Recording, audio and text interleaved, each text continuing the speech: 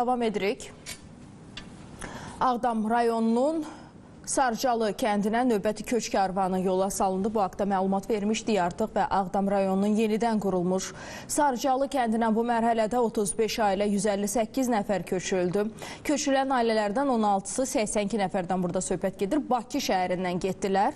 14-ü 52 nəfər Ağdamdan, 3-ü məhz 3 ailə 12 nəfərdən söhbət gedir. Yevlaxdan yola düşdülər. İkisi isə 12 nəfər Ağcabədi rayonundan olan orada məskunlaşan, yaşayan həmvətənlərimiz idi. Köçülən ailələr ölkənin müxtəlif bölgələrində, əsasən yataqxanalarda, sanatoriyalarda və inzibati binalarda müvəqqəti məskunlaşmış, keçmiş məcburi köçkünlər idi və artıq bu mərhələdən sonra, bu köç prosesindən sonra Sarcalıya köçürülən say 767 nəfər təşkil edir. Söhbət 184 ailədən gedir və qeyd etdiyimiz kimi bir reportajımız da var elə bu haqda. Baxaq.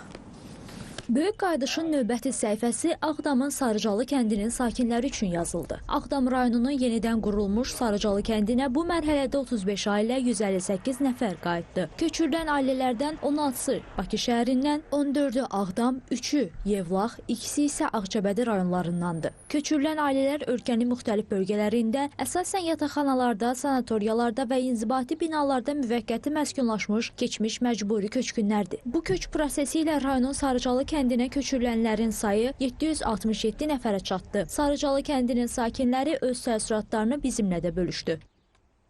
Allah'a min şükür 32-dən sonra vətənə qayıdırıq. Yəni sevincimin həddi yoxdur. Allah prezidentin canını sağ eləsin. Yəni çox sevinirəm ki, vətənimə qayıdıram. O vaxtı yəni qəm-kədərlə məcburi köçmüşdük. İndi şükür Allah ki, hər şey qaydasında öz torpağımıza, sevirsən qayıdıram. 1992-ci ildə çıxmışıq oradan. Şükür Allah, Ali Baş Komandandan çox razıyıq. Min şükür.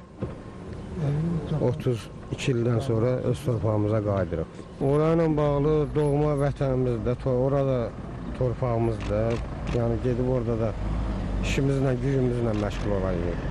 Çox yaxşı. Allah köməyiniz olsun. Allah prezidentimizə can sağlığı versin. Şəhidlərimizə rəhmət eləsin. Qazilərimizə can sağlığı versin ki, torpağımıza gedirik. Buyurun. Nə planlarınız var? Oradan çıxanda neçə yaş uzaydı, neçə yaş uzaydı, kimdən qayıdırdınız? Çıxanda 30 yaşım var idi. İndi 62. Qeyd edək ki, hazırda Qarabağda və Şərqi Zəngəzurda ora köçürülən keçmiş məcburi köçkünlərlə yanaşı bu bölgədə aparılan layihələrin icrasında çalışan, həmçinin ayrı-ayrı dövlət qurumlarının yerli bölmələrində xidməti vəzifələrini yerinə yetirən, yenidən fəaliyyətə başlamış, səhiyyə, təhsil, mədəniyyət, turizm, sənaye, energetika müəssisələrində işləyən ümumilikdə 40 minə yaxın insan yaşayır.